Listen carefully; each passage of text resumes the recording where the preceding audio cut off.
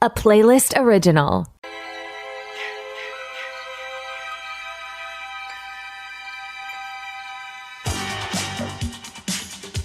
Well, a boy's best friend is his mother. Kill her, Mommy. Kill her. We'll tear your soul apart. Live or die. Make your choice. What are you waiting for, huh? What are you waiting for? I'm not even gonna swat that fly. I hope they are watching. They'll see. They'll see and they'll know. And they'll say, why, she wouldn't even harm a fly.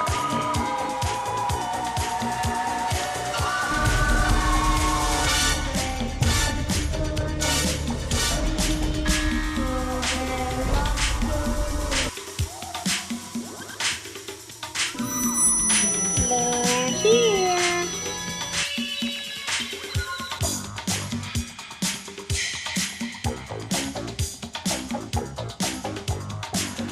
I met this 6-year-old child with this blank, pale, emotionless face. The blackest eyes. The devil's eyes. I spent 8 years trying to reach him, and then another 7 trying to keep him locked up because I realized that what was living behind that boy's eyes was purely and simply evil.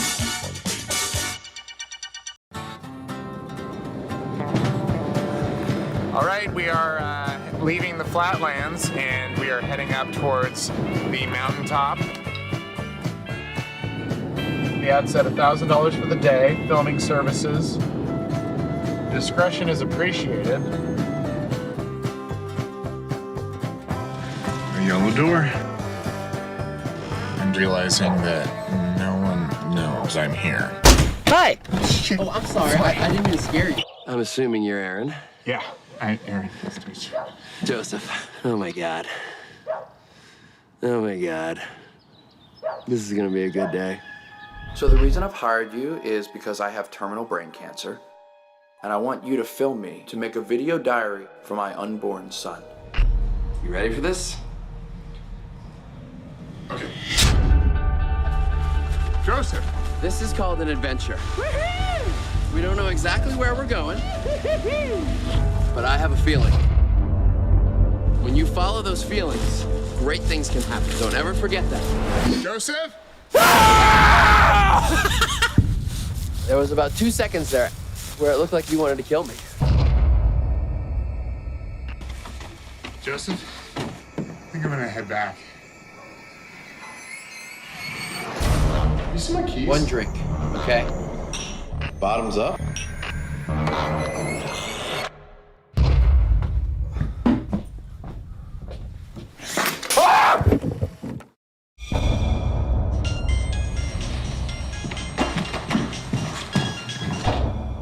Hello. You need to get out of that house right now. Joseph.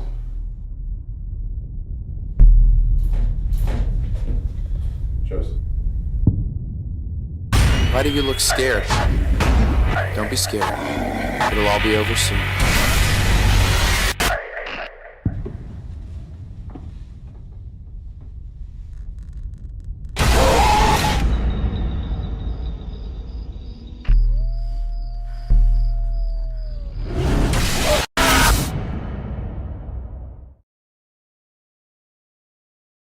All right, hello everyone, and welcome to another episode of Back to the Blockbuster with your host Gaius and Jackson. And I can actually say with Jackson because Jackson's actually here today. What up, man? Yes, that's right. Glad to be back. I'm reporting from PEI. I'm in school. My dorm right now, as those that are watching can see. And apologies in advance. I don't have my equipment with me. I'm doing this with my AirPods, so that's where my audio is coming from. I don't know how it sounds yet, but if there is any difference in the quality, that it's down to that. All my stuff is at home in my apartment, but got some free time this long weekend to get a couple episodes in, and I couldn't be happier.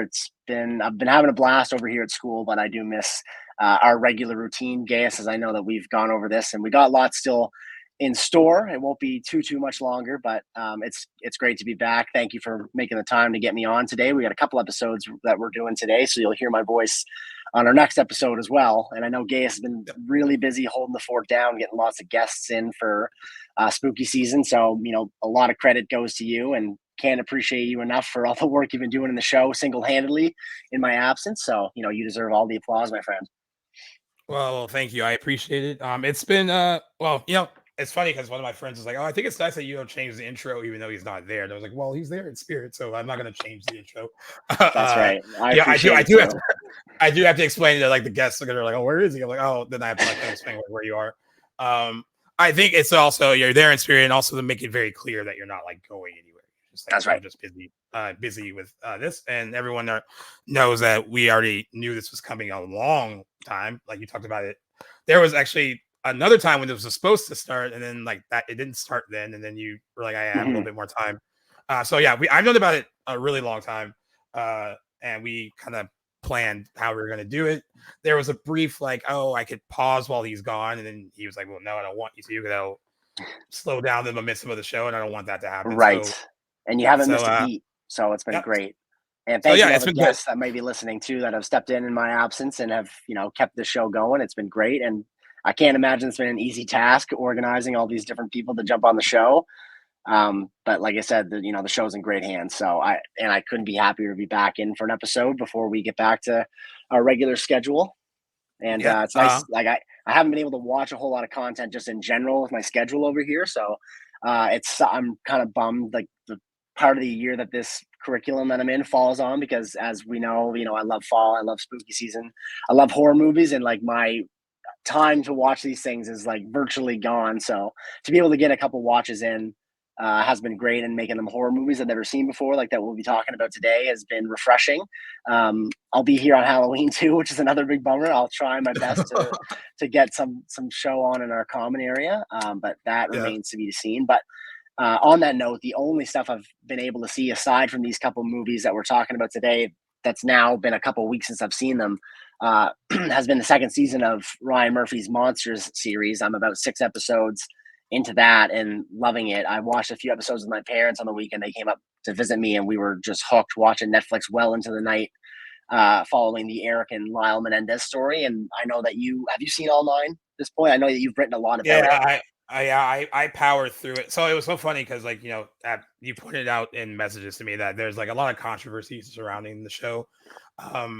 And I was so excited to like watch it initially because I was like, oh, like I actually did like Dahmer. I know there were issues with some of the victims' families who took issue with the show because they thought it was kind of like glorifying an event in their lives that they don't really want to remember. And from what I understood, according to them, Ryan Murphy didn't reach out to any of them to talk to them about their relatives or family member or friends' lives that they were depicting on the show. Ryan Murphy claims that he reached out to them, or that his people did. I kind of believe, I don't see why they would lie. He most likely didn't, but I remember when that happened, I was like, well, and it's going to sound funny based on what I'm going to say about the second season. I was like, well, it's television, what can you do? It's entertainment, right? I feel bad saying that now because the issue, because it is people's lives too, right? That have been horribly uprooted. So what the mistake I did before I even watched the first episode when it dropped on Netflix was I was on X because I had to be for work, because they wanted us to pull reactions to the show, because any Netflix show or movie, the day that it drops, within the first week or two, it trends a lot, so they want those stories to be on the website because it'll get a lot of traffic. So I went through and I'm looking up all these like reactions from fans who are watching it, and the first few things that come up is like Ryan Murphy's like creative liberties with some of the things that they're depicting on the show, which you guys probably already know. There's kind of a not so subtle implication that there might have been incest between Eric and Lyle Menendez. And for people that don't know, the Menendez brothers were 1989. They murdered their parents. Initially, a lot of people thought they did it because they were spoiled rich kids that just wanted their parents' money. And then during the first trial, it got brought into play that they were sexually abused by their father. And then it resulted in like Yeah, and it was also in the hung jury because they had to be some of the best actors in the world. Because some of the stuff that they did, if you watch like the actual court footage of them, it feels like something they're remembering that was very painful, and it doesn't seem like an act. And it was enough to convince that one jury that we don't know how to handle this. So that first jury was hung. Their second trial, though, they weren't allowed to bring in any of that, which is why they were, I think, easily convicted the second time around. But the narrative of incest has never. I watched so many things like you said, like when you're done watching it, that you might go down the rabbit hole of like learning about the real thing. It's an interesting rabbit hole. But never ever have I heard anything about them having some kind of incestuous relationship until Ryan Murphy brought up this whole thing that Dominic Dunn wrote, who is played by Nathan Lane on the miniseries, that he wrote a lot of theories about that. And that's what they're basing it on. And he was like a tabloid journalist, right? Like writing for clickbait, like all that sort of thing. I enjoy his limited presence so far in the 6 episodes, like the dynamic he brings, but I don't know him at all as a real reporter, but I kind of get the feeling that, he's in this for shock entertainment. And I thought it was really interesting that they led with his theories and journalism on like for the show. I thought that was a very bold choice, and obviously is not paid off in the court of public opinion for those like you were mentioning that are quite upset about the portrayal of the boys in the show. Or, the men, I guess, the brothers. But yeah, I didn't know anything about that aspect. I knew like about the Menendez trial, like very limited surface level stuff before the show. Couldn't have told you who Dominic Dunn was, but interesting angle. I think it did. What I do appreciate is that it doesn't feel like your conventional approach to like a true crime killer drama, so I can give it points for that, I suppose. And also if you're wondering like if Dominic Dunn sounds familiar, he's the father of Dominique Dunn, who was in Poltergeist. She was the older sister in Poltergeist. Neat. And what's crazy is that he himself has a connection to like real life tragedy. Like she ended up being like killed by her boyfriend. Like she was strangled outside of her house by her boyfriend, who was like crazy obsessed with her. And he mentions this in conversation with the defense lawyer, right? Yeah. So like I would think him of all people would understand what that kind of is like to have this kind of tragic event from your real life that can be played out in a way that may not represent how things happen. Like he had to go through a whole trial where that guy got off easy saying that he killed her. It was a crime of passion and that was premeditated. So he got very little time compared to what he could have gotten. So I would think him about people would get it. But I knew something was up when I saw the first poster for this second season because it looks. I was like, they look more like lovers than brothers. It looks provocative. It's I was like, uncomfortable. I'll go with it. Yeah. And then I saw everyone's comments about that, and then I watched the first episode, which you don't really get a hint of in that first one, I guess, right? So I was like, oh, okay, it's not really here. But then I think by episode 2, there was like a kind of like a kiss between the two of them. It didn't seem like it was weird, but definitely not like as dramatic as people were making it out online. Right. And then you get some more episodes down, and there's more stuff. There's some like holding that goes on a little too long. There's a lot of stuff that happens, and I was just like, the story's salacious enough. I was like, why do you even need to throw that in there? And it does seem disrespectful to them, especially if you believe that they were sexually abused. Like to throw that in, like as shock value. Or I know some people have gone on to far say that it feels like Ryan Murphy's like kind of sick, kind of role playing fantasies kind of thing. And I will say this: I've been torn about it because like I feel the way you feel about it. It is well made, and it is. I'm loving it. The acting is top notch. Like the two leads are incredible in it. Absolutely, they are. And then you mentioned Javier Bardem and Chloe Sevigny are also great. And I think there's some great. I honestly enjoy. One of my friends didn't like this too much, but he said the tone is really off. Like sometimes it feels like it's like dark humor, and he's like I can't tell. Like, am I supposed to be laughing at some of the stuff that's going on? I was like, I think they are playing some of it for dark humor, which I actually didn't mind. I thought I get that from Lyle, but that's about it. Like when he's going into like his tirades and like going off on little things and freaking out. Like, yeah, it comes across as humorous. Like most of Eric's scenes I find are very taking those very seriously. He's a Yeah, very sympathetic actor, I think. And he's then of definitely course the emotional weight of that show. I yeah. think between the two of And them. the parents are just horrific. Like I don't find there's anything laughable about anything that they do or any screen presence that they have, especially Javier Bardem. Like he's just been a terrifying Yeah, force in all these flashback scenes that he's in.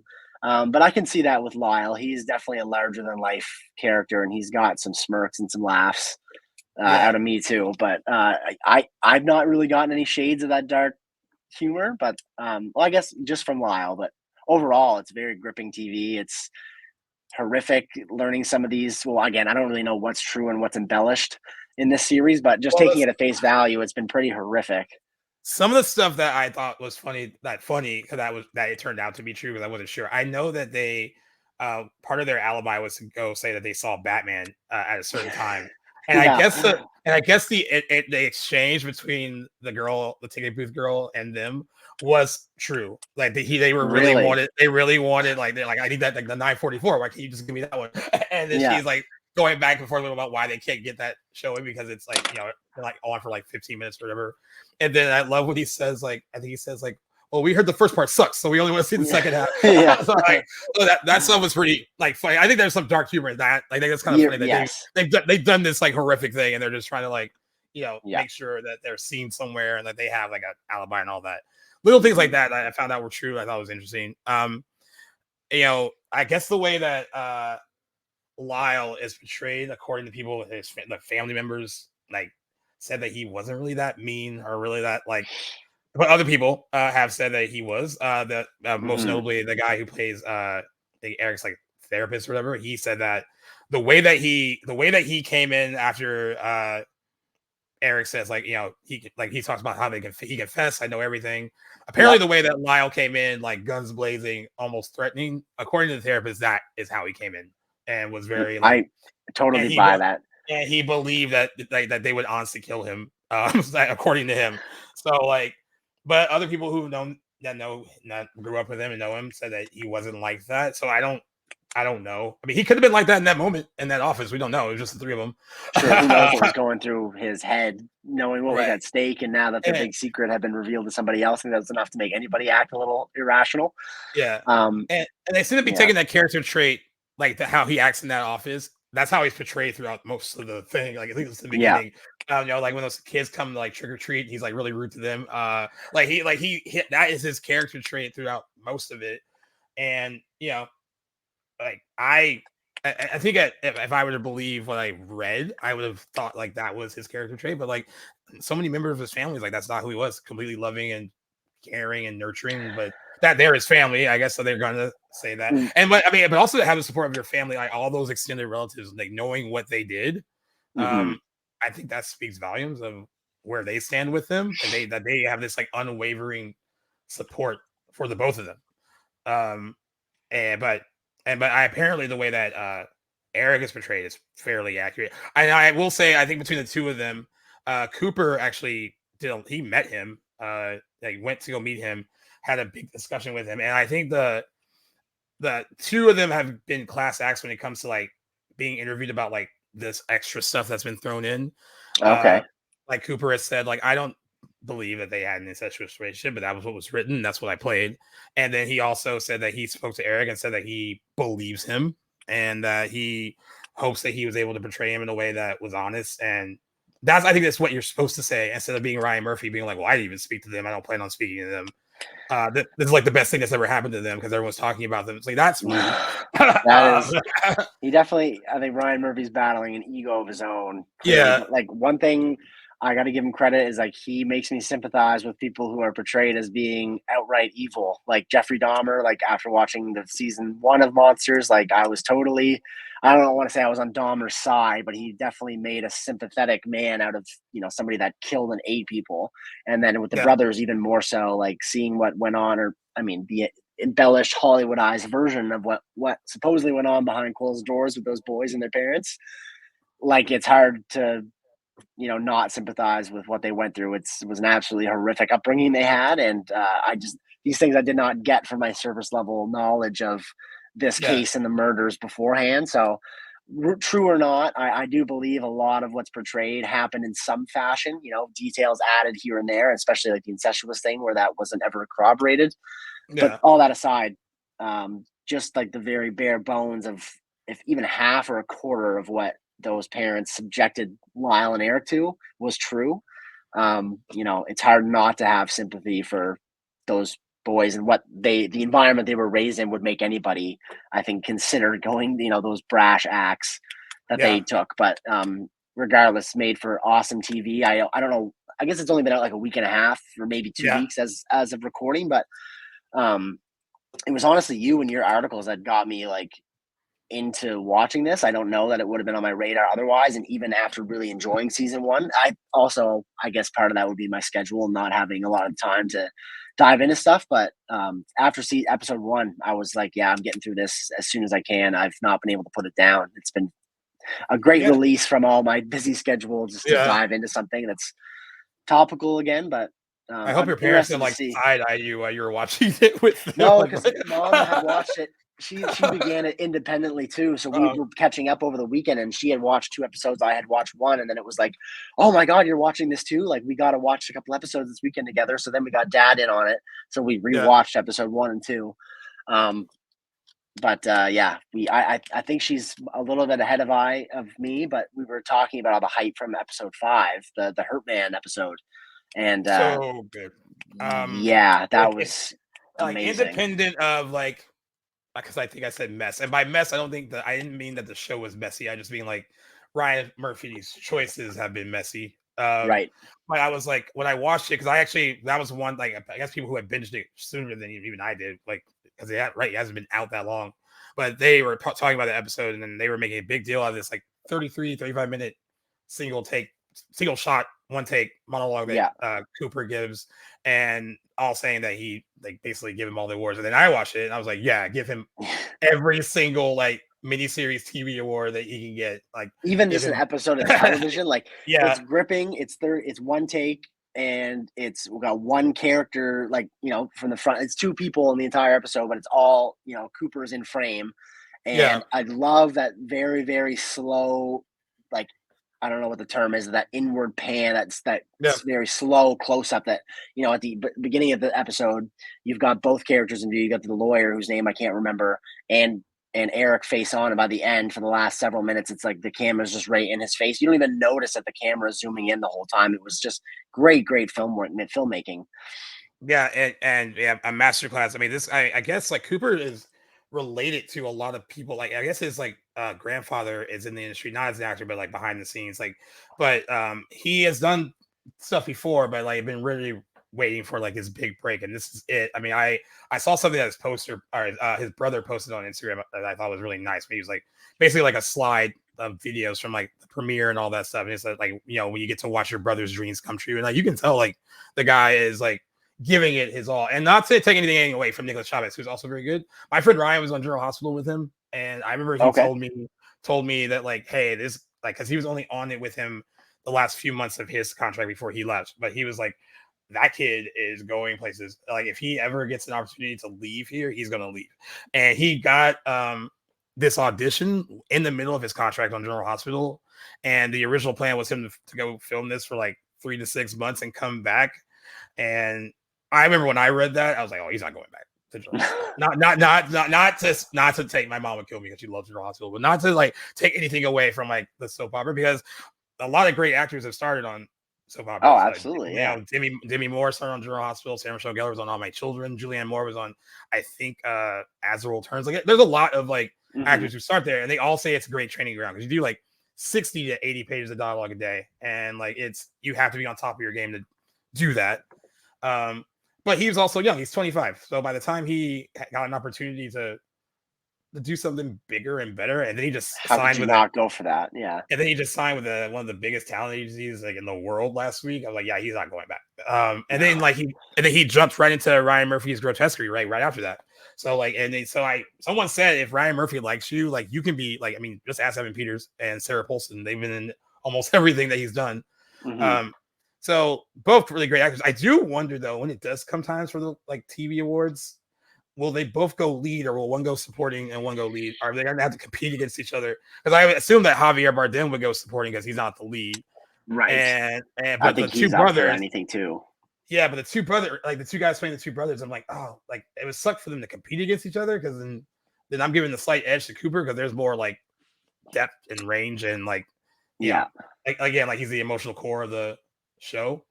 But I would hate for them to compete against each other because they both are deserving of whatever accolades that they get. If they are. Any. I almost want to like do I would almost consider like wanting to nominate them as like a dual performance, right? Like they're just so intertwined. I know that would never happen, but you're right. It would, it feels like if one gets recognition, the other should get it too because they're both blowing me out of the water. I think I got 3 episodes left, and I'll be sad to finish it. I'm really enjoying it, but I don't know. I do know what happens by the end of it and their conviction, and I know they're still in prison, but it's all about the journey. I can't wait to get there. I'm going to be sad when it's over, but at least we got a 3rd season in development of this anthology to look forward to. And you're the one that broke the news to me that Charlie Hunnam will be playing Ed Gein in season 3. I did not know that. I've never seen a perform or a role like that from Charlie Hunnam, so I say bring it on. I don't know, is anybody else major cast? No, that's why the premiere. At the premiere, they just announced him. They announced him when they had the premiere for the 2nd season. And for those that don't know, Ed Gein, Psycho is loosely based on Ed Gein. Texas Chainsaw Massacre loosely based on aspects Buffalo of Ed Bill Gein. from Silence of the Lambs. Buffalo Bill, yeah. So that should be a very interesting watch for sure. By the way, I mean the Menendez brothers stuff. That was like the beginning of like court TV. I mean, I think it was like the first televised like court trial. Like so people were like kind of hooked to it. By the time the 2nd trial started, though, OJ had happened. I was gonna say OJ must be in there at some point. Yeah, yeah, that was like an even big. And then they didn't televise the 2nd trial. There's a lot of stuff that worked against them in the 2nd one. Like you couldn't see these emotional reactions from them because they didn't televise it. They left out a big part of their defense, which was the sexual abuse. And if you take that out, then that's just like these 2 kids were spoiled and just wanted their parents' money. And honestly, I think both things can be true. They could have been spoiled and entitled. No doubt.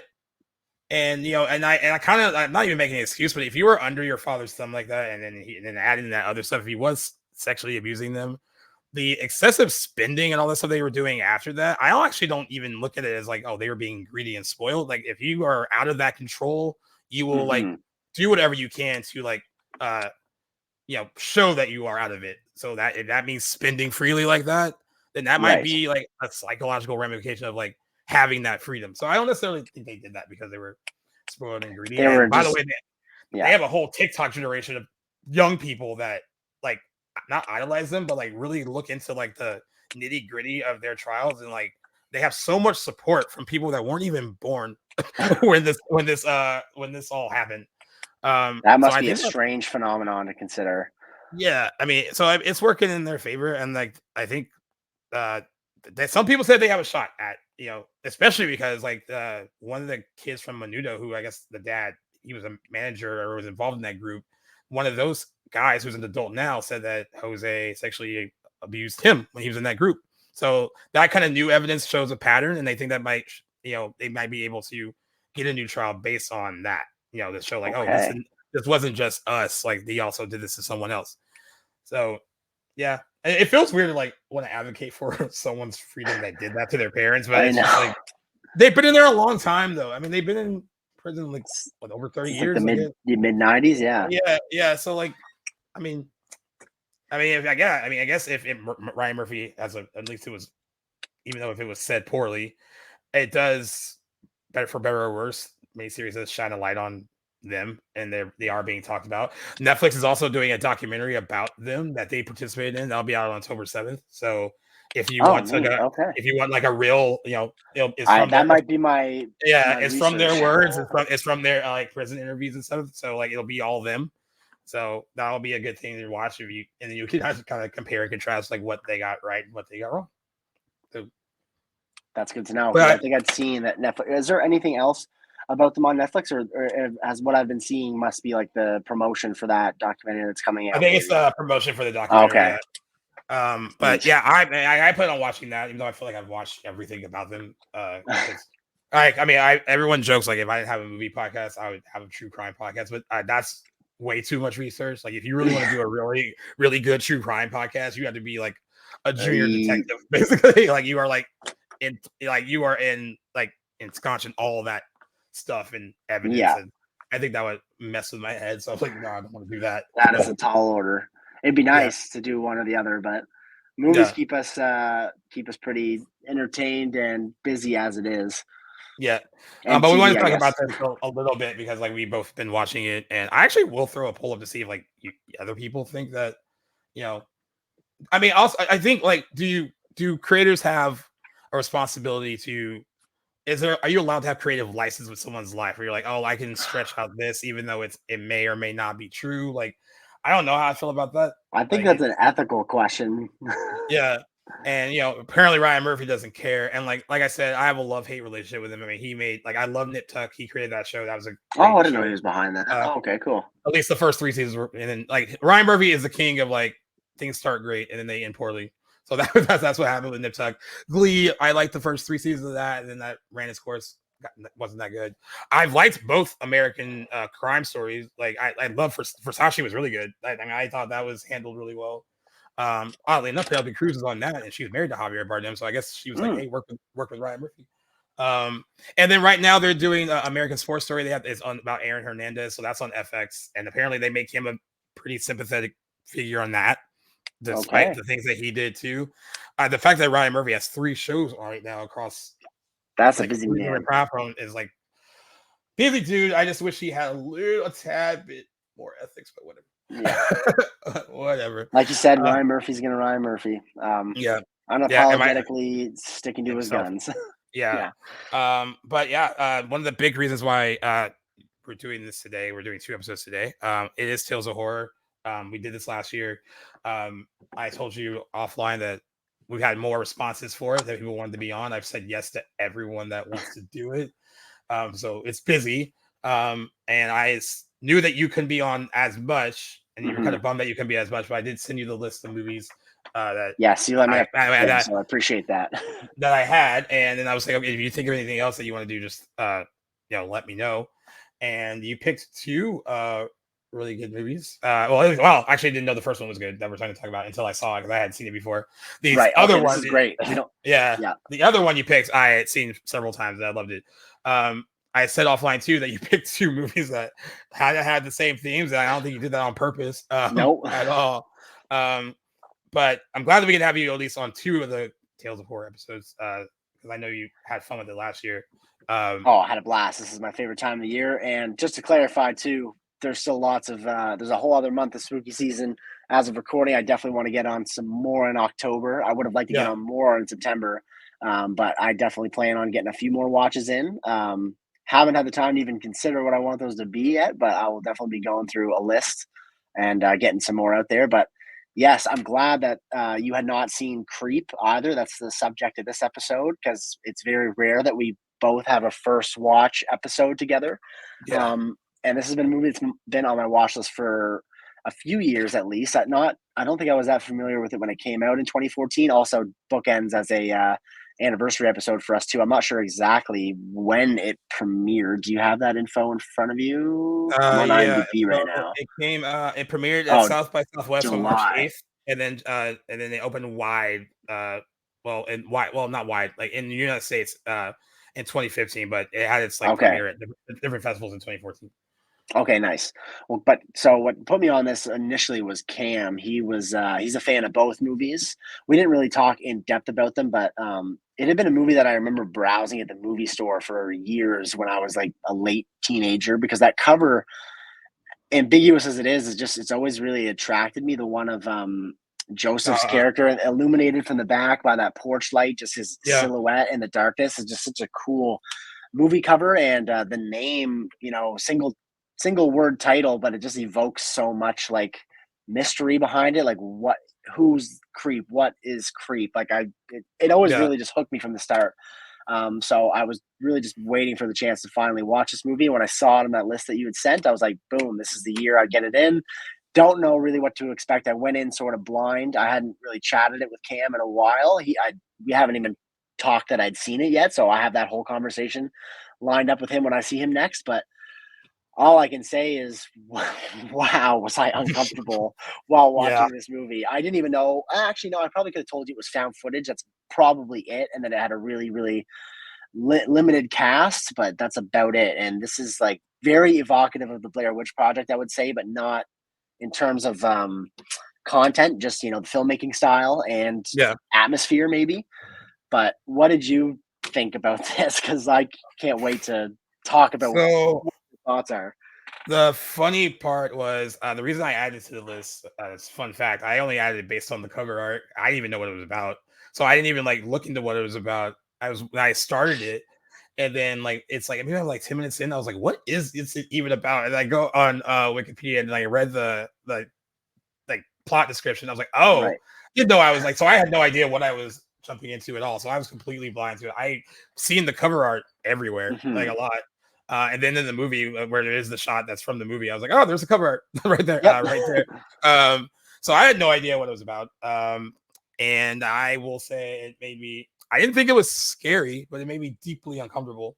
And I think that was, that was the point. There were some like creepy like shots and creepy moments. And I think that is like the advantage, even though we talk about how found footage, that trope got that subgenre got kind of tired. There is some advantages that having a film shot that way, where like the only, perspective you're getting is like from this first person camera that this person's holding. And so you only get like certain aspects of a room, and you only have like a handheld camera like moving around the space. So it makes your line of sight limited. So you're like, oh god, if he turns around like this way, I feel like I'm going to see something. And like so that's what kind of made the movie uncomfortable too in certain moments, especially once it starts to unravel a bit and you kind of find out what's kind of really going on. I mean I was uncomfortable by Mark Duplass plays Joseph, who I did not recognize. I mean, I recognized him. I was like, what else do I recognize him from? He's been in a lot of stuff. And I guess he was Emmy. Yeah, I guess he was Emmy nominated for the morning show as well. So look at that. So I I wonder if there would be, and this is not the detriment to the movie at all. I think it still works. If there was like a tad bit more ambiguity about Joseph, it was like, oh, is he really like, is he telling the truth or is he just weird? He's weird from the start. And so there was very little ambiguity there where I was like, I kind of wish it didn't play its hand like completely involved with his character. Like, I wish there was a little bit more like, oh, there could be shades of like he's telling the truth or a little bit of like something's up. But from the start, I was like, yeah, this guy's weird. Like right off the bat, like the way he like carries himself. I mean, for people that don't know, it is a found footage movie, and Patrick Brice is his. He directed his directorial debut. He also portrays a videographer named Aaron, who's assigned to record an eccentric client named Joseph. Apparently, he based his experiences on like doing like Craigslist and stuff like that. That's how they came up with the idea, which makes perfect sense when you watch it. I've been warned about Craigslist for years as a youth. We don't even like use that in Canada, but I get the idea behind it. And this is exactly how Craigslist can go wrong. Yeah, I mean, like Joseph kind of explains that he wants to he invites him to like a remote cabin, and he wants to film essentially something for his pregnant wife Angela for their son, because he has an inoperable like brain tumor and wants to leave something for his unborn son to like see of him. Pretty heartwarming. Very heartwarming. Now it is heartwarming, but even with that, like knowing that, I was like, dude, it's still weird. Like at the beginning of it, like I was like, something's off. And I mean, this movie's out for 10 years, so we can spoil it if you guys haven't seen it. But I do like that. I mean, it's a 77-minute movie, so it's not long. I do like that it kind of unravels kind of gradually. Like you're learning like, yeah, he's eccentric, he's weird. Like when he does all this stuff to like kind of like scare Aaron, like oh, I didn't mean to do that. I was just trying to be funny. I have like a kind of sick sense of humor. Yeah. And then like little things like that. And then of course, like as the movie goes on and Aaron's like, all right, I gotta go. And Joseph is doing all these things to like get him to stay. And like I'm like watching the movie by myself, and I'm just like, there's just no way I would stay. Like if I felt that uncomfortable, I would have left a long time ago. And there's like moments where clearly Aaron is uncomfortable, but I guess like there's a situation where he's being paid, right? And he's just like, oh, Right. I got to see this out. But I was trying to think like, what would I do? That's what the whole time the movie was making me think. I was like, what the hell would I do? I love that because naturally, I think that's a pretty human response, especially when you're watching a horror movie. Like characters, it's pretty common to criticize what we perceive as dumb decisions.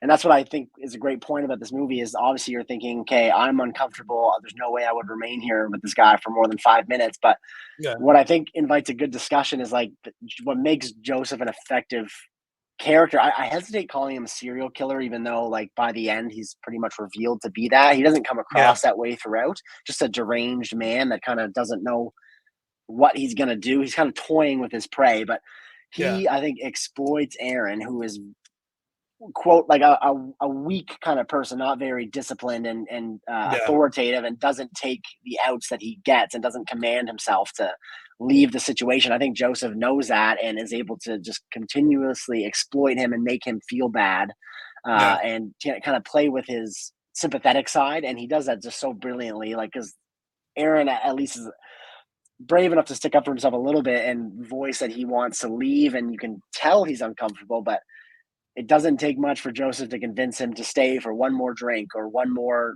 tour of like the house or to show him one more thing. And I think that was prepared to do what he inevitably does by the end of the movie at any point. It's just that he's able to keep Aaron there continuously longer, and Aaron won't let himself put his foot down and say enough is enough and leave. And I thought that was just a great dynamic between the two of them.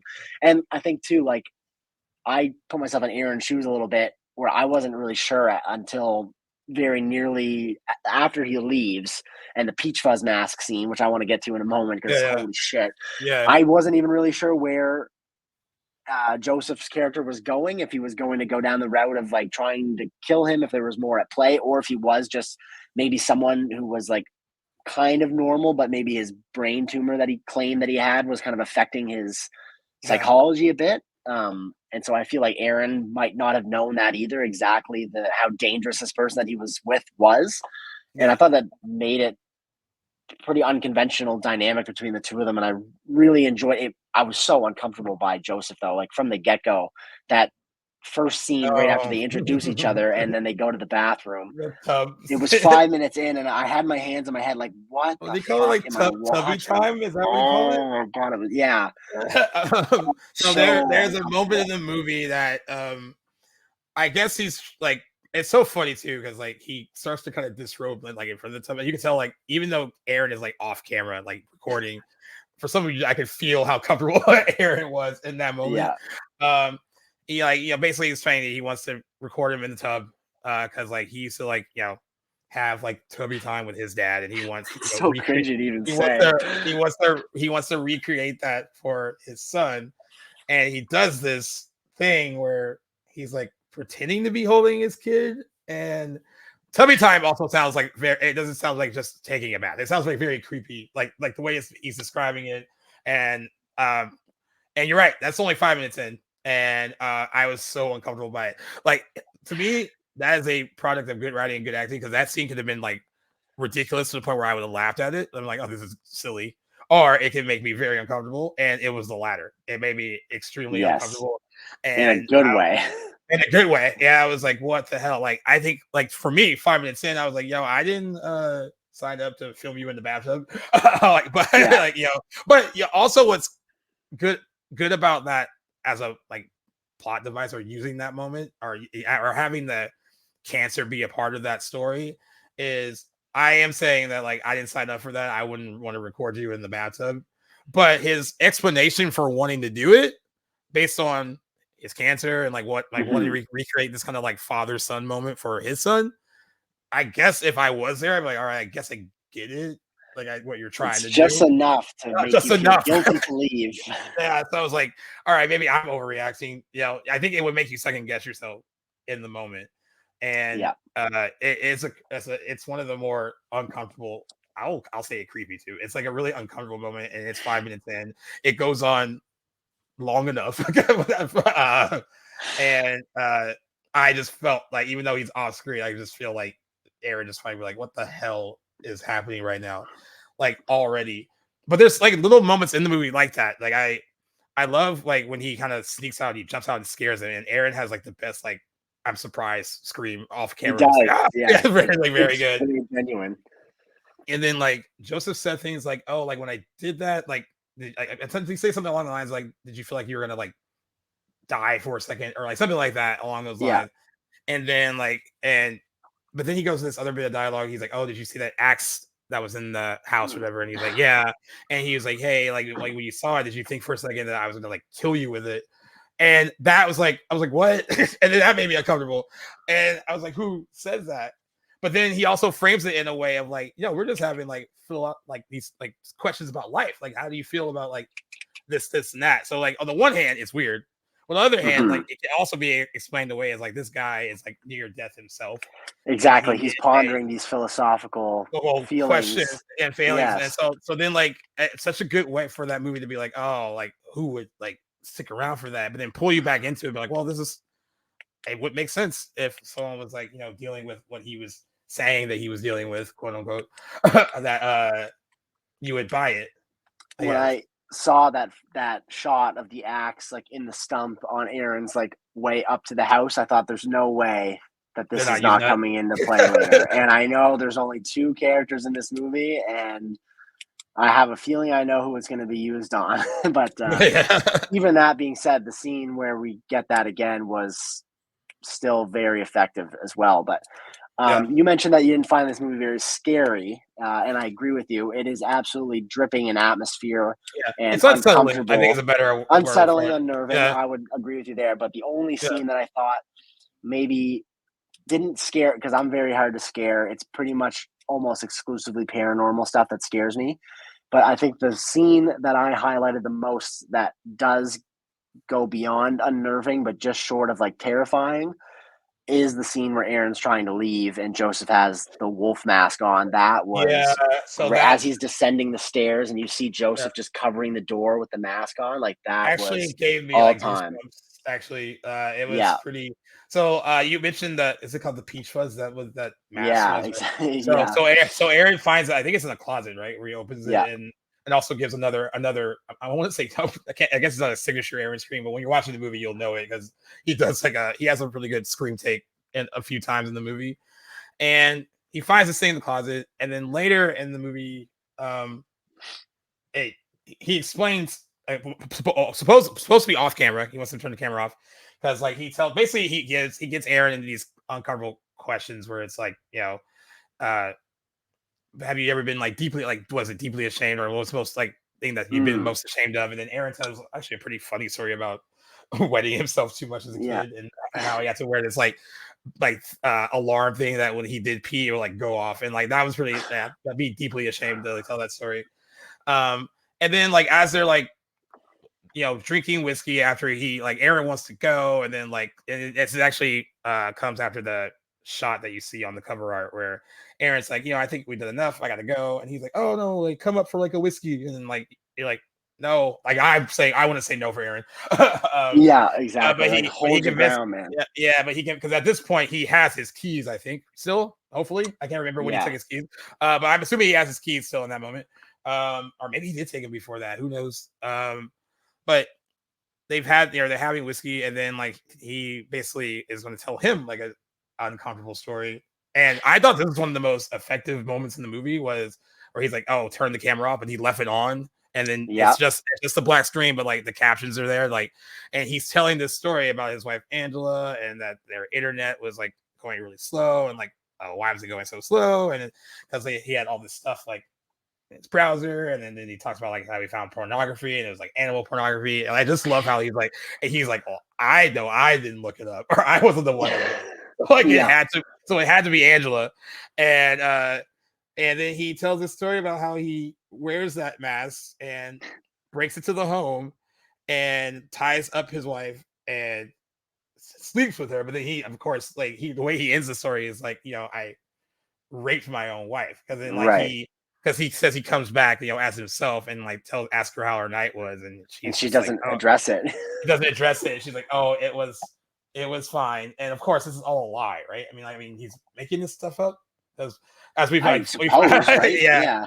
Yeah, so like the implications behind that mask is already weird because you've heard this whole like weird pornography animal rape story from him, and I didn't even realize this till talking to you right now. Like, there's a moment where Aaron is looking for his keys, he can't find his keys, he's freaking out, and he wants to leave, and then again Joseph convinces him to stay. And he's like, because you had one whiskey and you're going to be over the legal limit and you're going to get a DUI. And I kind of laughed at this when he was like, it's kind of dark in the house, even though in the kitchen where they're at is like lit pretty well. But he's just like, oh, it's kind of dark in the house, in the morning. There's going to be like so much, this is going to be illuminated in light and you'll be able to find your keys. And so I'm like laughing at that. But I didn't realize that like Aaron pours more whiskey in his cup. And I didn't really pay attention to that. I was like, did he try to just get him drunk so he could like maybe just he'll pass out and I can just get my keys, like look for my keys and leave? Because he actually makes a comment where he's like, oh, you poured me a lot. And if you look at Joseph's, there's more in his compared to Aaron's. So I thought maybe Aaron was like, I'll just get him wasted and then he'll pass out. And I got that vibe too. I forgot about it, so you mentioned it, but I do remember that scene too. And he basically fills his glass up, and to Joseph's credit, he chugs it down, and then sure enough, he's on his back, snoozing not long after.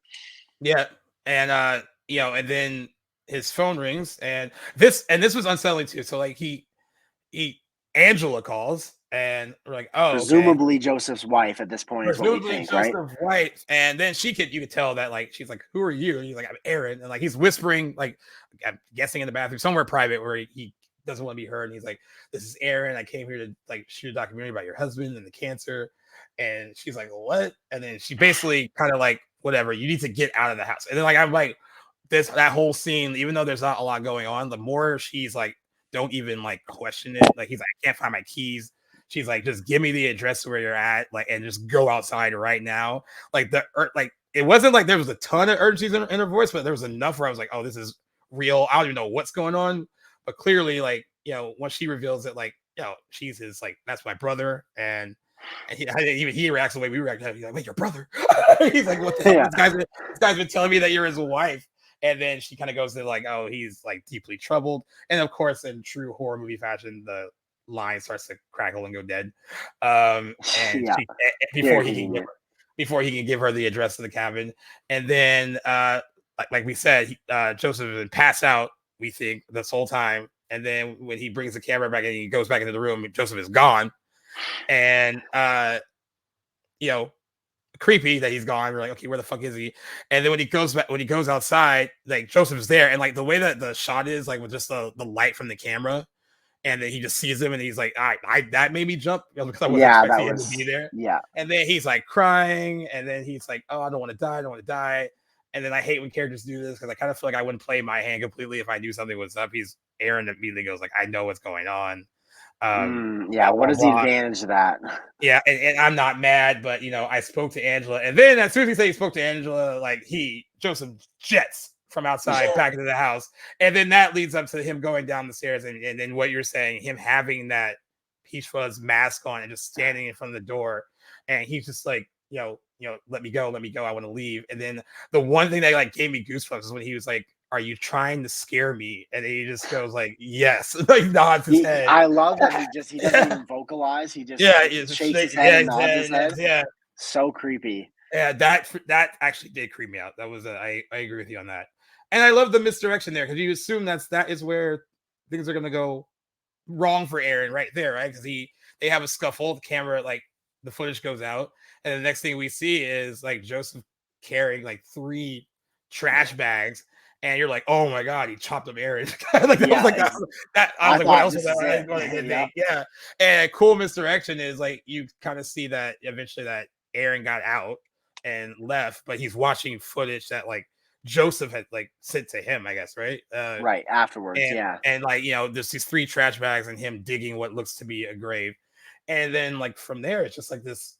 He's just being like stalked. I love like the little like nuggets they add in there because he's like, he has my address. He doesn't know where he lives because that was just a cabin. Like he thought that was his place, but no, it's not.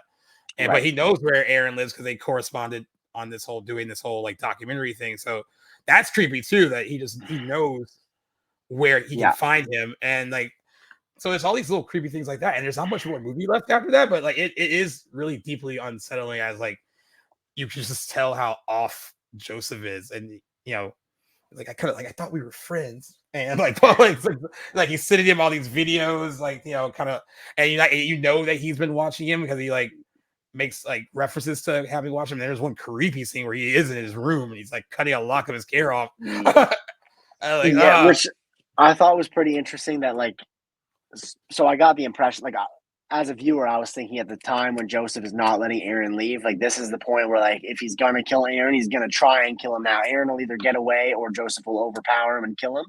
Yeah, and then Aaron inevitably gets away, but then for Joseph to find his address, sneak in, and like not harm him or try and kill him in the middle of the night when he's like the most vulnerable, I did think it was interesting that he's just continuously trying to fuck with him. Yeah, cutting off the lock of hair. I just thought that was interesting, kind of play, knowing that Joseph inevitably does that anyway.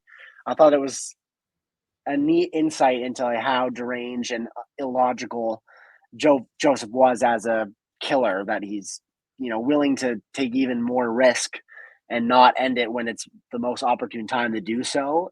Yeah, I just thought it was super, just made it more unnerving and unpredictable. Like we really did not know what Joseph was going to do next, and that was true till the very end. And I thought it was very consistent throughout.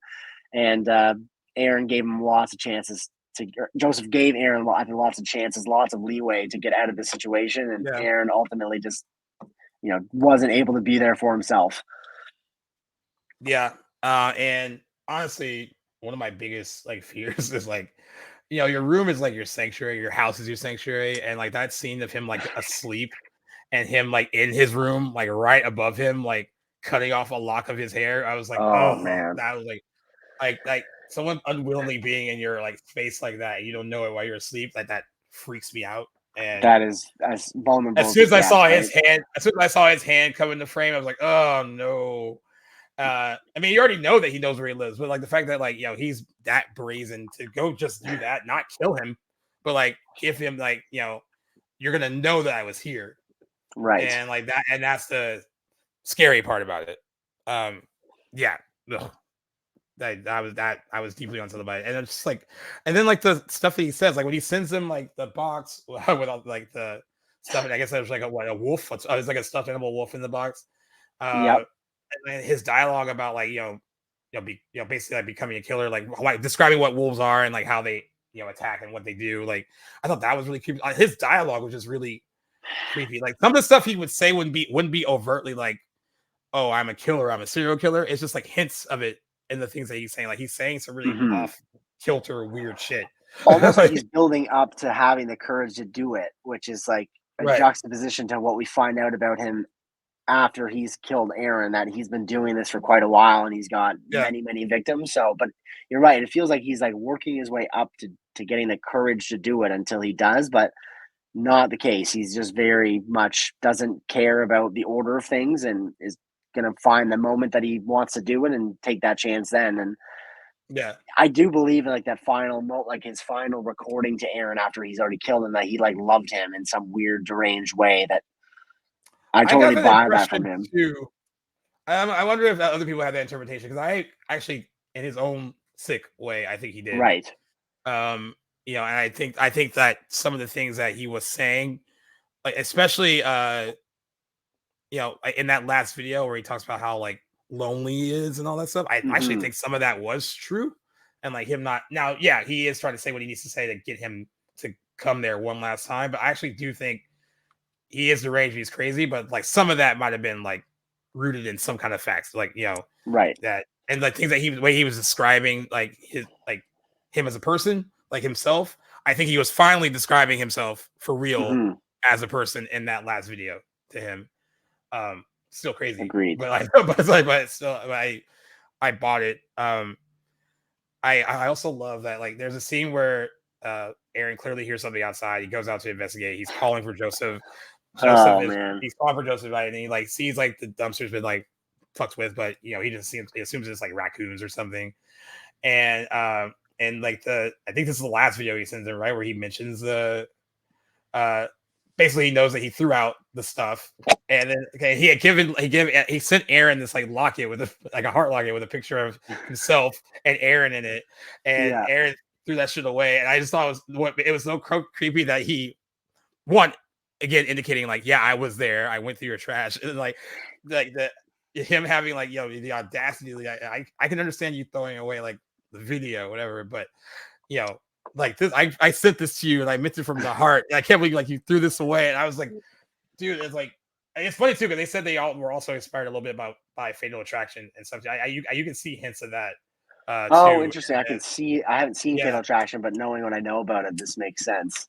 Yeah, like I mean, the idea that, you know, basically like, because Craigslist, I've never done anything on Craigslist. I know to me like the safest thing you probably could do on there is maybe look for a job at a public place, not privately. I don't know if I could like go on Craigslist and I would see something like that, like, hey, like come to my place. We're gonna shoot this little thing. I don't know if I would do it because there's not a lot of protection. Like, I mean, well, there might be now, but I know back in the day there wasn't a ton of protection for stuff on Craigslist. I think they got rid of like the casual encounters things on Craigslist, because that became like a problem too, because you know that's how a lot of people were like luring people to like, hey, like we're gonna hook up, and then they return to a much, you know, more sinister kind of thing. They're just it's not an easy thing to get protection on. Like you're trusting like what you're reading, and that's it. You're like, yes, you're not like, you don't know this person.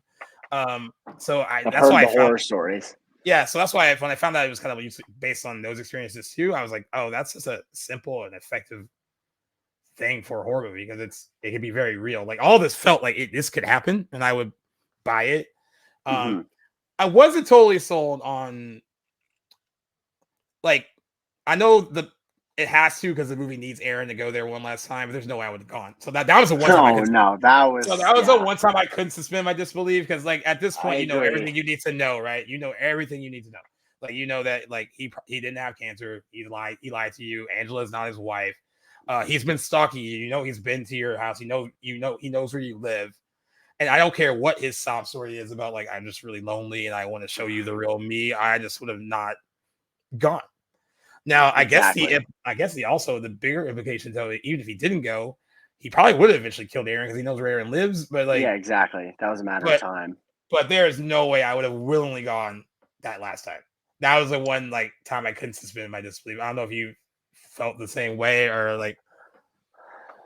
No, I did. I thought, Aaron, you've had every opportunity to get the police involved, to fucking hide out somewhere, like do anything except for go. I mean, I can appreciate the steps that he took that he thought was security, like filming it, having the cops on speed dial, but then he just keeps his back to Joseph and looks straight ahead as if he doesn't already know how dangerous this guy is. I get that it needed to go down in some way, but it was like a weaker moment, I would say, script-wise for me, but I still thought it was effective, like just watching him come up from behind with the coat, and then you just see him drop the axe and pull it out. I was like, I was a little disappointed by the lack of gore. Like, you think, I know it's a grainy camera shot. Jackson likes his gore, guys. I like my gore, and an axe going into somebody's head. No blood splatter, no nothing. I was like, okay. I would have liked something, but it's okay. It was still like a hard to pull off visual for sure, considering what I imagine to be a relatively low budget for this movie. I used to know the figure. Now I got to double check. Probably super low, I would imagine. Let me see if I can find it. Yeah. Because it can't be that much. Only 2 people and a female voiceover, I guess. Yeah. And let me see if I can find it. I don't see anything on IMDb, but. Whoa! It says the 2014 horror film Creep had a budget of less than $500. The film's low budget was. They said the film's low budget was due to a number of factors, including found footage subgenre, the small crew. The film had a 3-person crew, relatively lesser known actors at the time, and most of the film was improvised based on a series of conversations between Brice and Duplass, who played. Apparently the outline of the script was like 5 pages, which is pretty impressive. And it does feel like it's genuine improvisation throughout, but like not in a way that's like it just doesn't. It doesn't have a polished movie style dialogue, which I thought was very natural sounding, but without like you can tell nobody's like struggling to think of what to say scene to scene. They're just like, naturally improvising. But I thought, which is another feature too of Coherence that I think you might appreciate too, is a very similar filming style. Yeah. But yeah, I thought that was pretty cool. And they said like other movies that they were inspired by, which they basically called two-handers, which basically just you guys have primarily two leads in the movie. My Dinner with Andre is one. It's a comedy drama that mostly involves like two people. Misery was another one that they were inspired by. That actually makes sense. Okay, neat. And Fatal Attraction as well. And then he said a myriad of strange Craigslist experiences. So over the years, so he's had more than a few. They also worked on the movie under the working title Peach Fuzz, after the Wolfman owned by the Joseph character, but chose to rename the film as the title's relevance came later in the movie's plot, and they did not want viewers to spend the first half hour trying to figure out why the movie is called Peach Fuzz and not pay attention to the very intricate details. But yeah, they built the movie from a series of conversations they had with one another and decided to refine Creep while they were filming, which enabled them to film and screen portions of the film to see what would or would not work on camera. They said as a result, the film had multiple alternate and in scenarios. And the director said that there were 10 to 12 different existences of each scene. So there's a lot of different cuts of each scene. Interesting. In the movie. I read about the multiple endings, and I would love to see what they would be, but I'm okay with the one you got. And then speaking of the Joseph character, Duplass said, we were interested in the psychological profile of this very, very strange person. We were very interested in how you meet people and don't quite understand what's up, but you start to get signs. For us, that was intense eye contact, lack of personal space, oversharing, maybe a little too much love here and there. But for me, there's something wrong with both of these guys deeply. This concept of who is the creep is this scenario. I didn't think about that. He came to view that Aaron is also not right. I wonder why he thought that. I didn't get that impression. Really, I didn't get that impression. I mean, he's naive and he doesn't have great judgment, but I don't think he's like inherently bad or creepy or malicious. Like I think he's just a genuinely sympathetic guy. Yeah, but you're right. He doesn't make great decisions. But I just pass that off as the horror movie's got to develop somehow, and it's probably going to be because of someone's poor judgment at some point. 90% on Rotten Tomatoes. The sequel has 100% on Rotten Tomatoes. Oh my gosh! Wow. So I guess it's pretty solid. Hollywood Reporter and IndieWire were some of the outlets that gave the film positive reviews. IndieWire said, although the movie has flaws, they mostly worked in Creep's favor. Variety remarked that Creep could have been more effective if the Joseph character were a shade more ambiguous, like I said that earlier, and the audience had a chance to at least fleetingly believe Joseph might be telling the truth. But that despite the blatancy of his character's ulterior motives, they said the lead actor gives a considerable impact by making the most of the aforementioned plot twist. Now, the horror website Shock to You panned the movie, saying that Creep might work for those that don't regularly digest horror films, but for the hardened fan, this is a film that spins its wheels all too often. It feels like an exercise in self-indulgence. I don't think that. I didn't get that impression. I really liked it. It's also a movie I want to revisit. I definitely want to watch the sequel first, though, and see how they hold up, because I've heard the sequel really improves upon and calls back to this movie and like enhances it quite a bit. So I'm excited for that. But what was your rating of it? I'm trying to think about it. I keep going between like one and the other. Yeah. I go with 3.5. I almost gave it a 4. Like if I had to be like technical, I'd be like 3.8 or something like that. Okay, I mean, like it is deeply uncomfortable. I thought it was very effective for virtually having nothing in it. Yeah, and like I said, like there was some character stuff with Aaron, like just choice wise, that at least later in the movie that I questioned. I can understand like some of the things that not leaving because like of the situation and the story that Joseph gives him. It's kind of believable, I guess. That last one stuck with me though. I was like, there's no way you would go like that last time. Hard. Especially after all the thing, like because at one point he does try to like at least call in that he's being stalked, and like and honestly, this is very common. Like it doesn't, like most stalking cases, like they don't take seriously until the person does something violent. They have to do something extremely violent for them to like take actions, right? So I actually thought that was a cool, realistic thing that he tries, and they kind of don't really take the threat that serious. But he knows it's a threat. Like he's changing the locks on his door and shit when he's making that call. So like the fact that he does that at the end is questionable. I know it does lead to a very creepy, effective moment. Having that camera just have that shot from far away of him just sitting there, and I think you hear like what sounds like a chainsaw or something like that initially, and that's when he turns around and like, what am I hearing? And then he turns back around, and then to watch him just come up behind him like that slowly, and then like just see the axe like drop. Like it's not like a full on like a full swing at first. It's just like a slow build to it, and then seeing it from far away. Like, granted, I agree with you. You get axe in the head, there's gonna be some blood splatter on the ground, right? But to have that shot from that far away was so cool and effective, I thought. But I think that character decision is what makes me not want to give it like a 4, because that was a lot to like take in. And I know that's gonna sound probably stupid to some people, but it felt like a decision that was made because the movie had to movie, and I guess that's fine. Yes, this is why I'm interested in seeing the alternate endings, and if they still show like Aaron being killed, but maybe by a different means or in a different setting or something. Yeah. But all in all, I agree. Like, I give it a 3.5 as well. I think I was toying with the 4. I would I lean closer to 4 than 3.5, but not rounding up. I thought, for a virtually nothing premise with like borderline all improvised dialogue, hour 17-minute runtime, 2 actors, like I thought it was really, really effectively done. Yeah.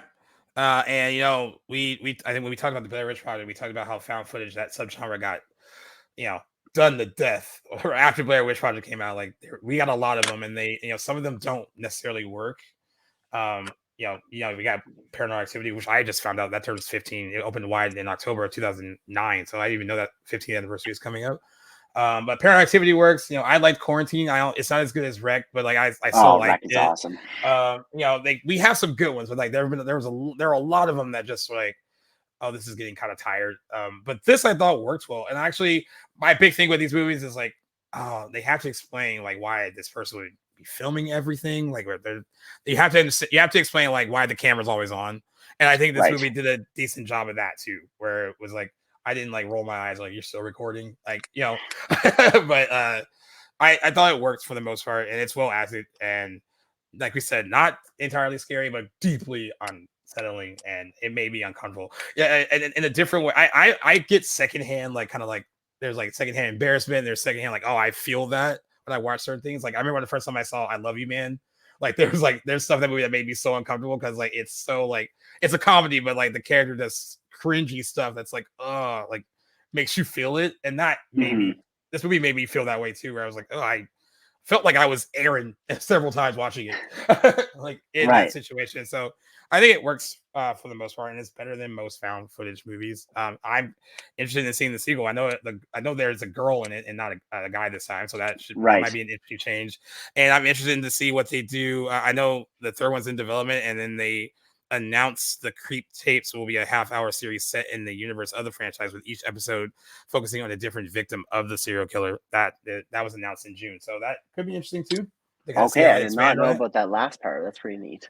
Yeah, to see how they expand on it, so that could be cool. But yeah, I like it. I think it's a good spooky season movie if you're looking for something that's a little bit more like grounded in reality and not like a typical horror movie. Yes, I feel like this is a good horror movie that don't really want to like say like, oh, I don't want to watch like a horror movie, but like I want to watch something. So want to be uncomfortable? Yeah. I think this is a good one. For them. All right. Before we head out, thank you. I'm glad you added it to the list, because I don't know that I would have considered it otherwise, just with all the amount of movies that there are. So I'm glad that I had it to at least consider. But before we depart, I want to toss you up one question, and that is, which bathtub scene made you more uncomfortable? The one in Creep or the one in Saltburn? They're both creepy. They're both uncomfortable. But this one gave Saltburn a run for its money, if you ask me. It was close. I mean, I think the one in this one is unsettling because the other person like is in the bathroom with him, and like there's no like, but yeah, I mean, I didn't know there was like there's like a subgenre of like uncomfortable bathroom cinema. I guess we could add to this. I think because like you're in the room, like that character's in the room with him during that whole scene, that made it a bit more creepy. And like also, they, like I said, it was supposed to be like described as this like kind of touching moment between the father and the son, but the way the more this it gets described, the more he like acts it out. You're like, oh, that's not a regular father son moment. Right. I was uncomfortable, and like you said, I was like, man, this only been for 5 minutes. It's already doing this. Yeah, I just had to get your opinion on that yeah, because yeah. that's immediately what You I gave thought this one of. right.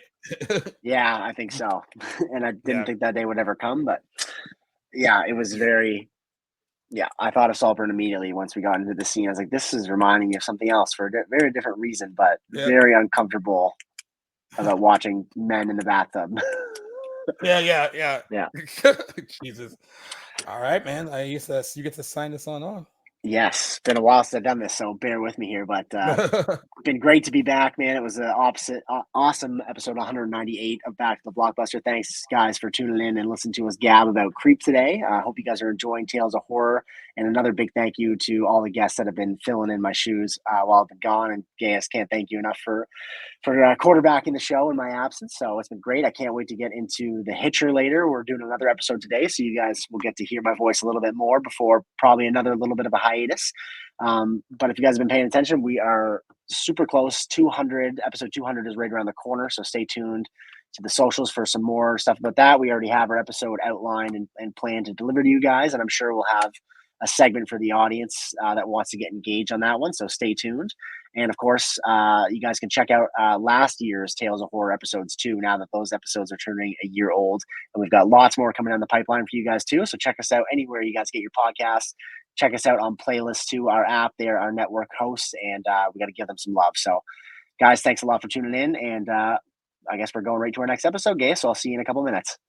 Yeah, you see you soon. I want to mention one thing before we take off. Is you get mentioned a few times in some of the Tales of Horror episodes that you haven't been on. Okay, right on. I did Halloween 3 Seasons of the Witch with my buddy David Parker. I saw that you were doing that.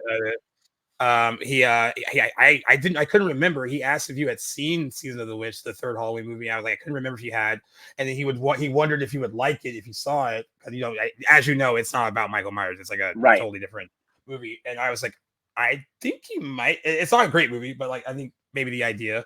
And then I did Halloween Kills with another horror movie podcast. Boy! And man, I also missed you during that too.